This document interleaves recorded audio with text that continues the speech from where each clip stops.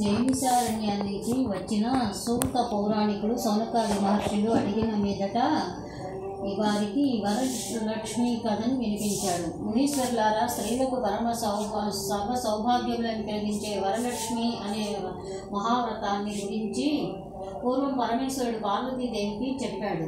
ఆ కథనే నేను మీకు చెప్తున్నాను, వినండి. ధవళకాంతులతో మెరిసిపోయే వెండికొండ మీద బంగారు సింహాసనం మీద కూర్చొని ఉన్న పరమేశ్వరుడి దగ్గరకు పార్వతీదేవి వచ్చి నమస్కరించి, ఓ దేవాది దేవ, భూలోకంలో ఉండే స్త్రీలు ఏ వ్రతం చేస్తే సర్వ సౌభాగ్యాలు, పుత్రపౌత్రాలు, ధనకనక వస్తువాహనాలు, సకల ఐశ్వర్యాలు పొందగలుగుతారో అటువంటి వ్రతం ఏదైనా సెలవేయండి అని అడిగింది. పరమేశ్వరుడు ఇలా అన్నాడు, ఓ దేవి, స్త్రీలకి సర్వ సౌభాగ్యాలు కలిగించేది వరలక్ష్మి వ్రతము అని ఒకటి ఉంది. ఆ వ్రతాన్ని శ్రావణ పౌర్ణిమకు ముందు వచ్చే శుక్రవారం నాడు చేయాలి. అనగానే పార్వతి, నాథ, ఆ వ్రతాన్ని ఎలా చేయాలి, దాని విధి విధానాలు ఏంటి, ఏ దేవతను పూజించాలి, పూర్వం ఎవరైనా దీన్ని చేసి ఈ వ్రతం చేసి ఫలితాన్ని పొందారా అని అడిగింది. ఈ సంగతులన్నింటి వివరంగా చెప్పండి అని అడగగా పరమశివుడు ఇలా చెప్పడం ప్రారంభించాడు.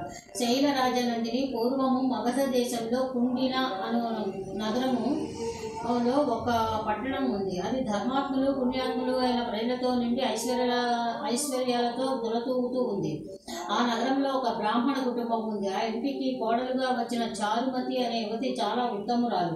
ఆమె ప్రతిరోజు ఉదయాన్నే మేల్కొని ఇంటి పనులు చూసుకొని స్నానం చేసి భర్తను దైవంగా భావించి పూజించే అత్తమామలకు సకలోపచారాలు చేస్తూ అందరికీ ఇష్టంగా మితంగా మాట్లాడుతూ గృహకృత్యాలు చేసుకుంటూ ఉండేది. ఇంటిలోని వారి చేతనే కాక ఊరిలోని వారందరి చేత కూడా మంచి ప్రశంసలు పొందినది. ఇటువంటి సదాచార సంపత్తి సద్వర్తనము కలిగిన ఆ చారుమతి మీద జగన్మాత అయిన వరలక్ష్మీదేవికి అనుగ్రహం కలిగింది.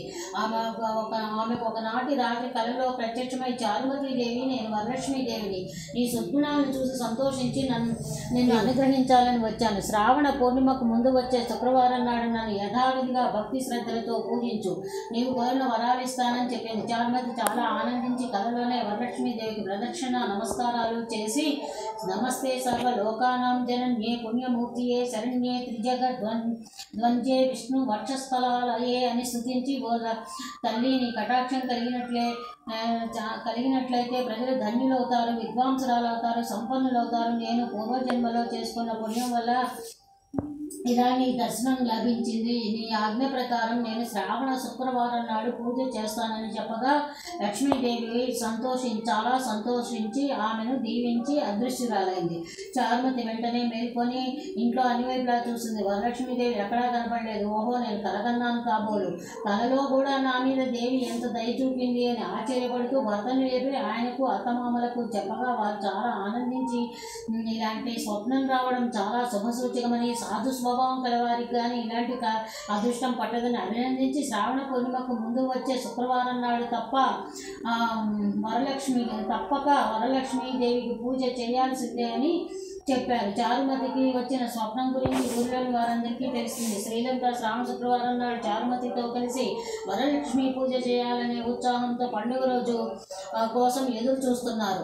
శ్రావణ మాసము వచ్చింది. పూర్ణిమ ముందు శుక్రవారం వచ్చింది. ఆనాటి ఉదయమే నగరంలో సౌభాగ్య స్త్రీలంతా అభ్యంగన స్నానాదులు చేసి పట్టు చీరలు కట్టుకుని పూజా ద్రవ్యాలతో చారుమతి ఇంటికి వచ్చారు. చారుమతి అప్పటికే అభ్యంగ స్నానాలన్నీ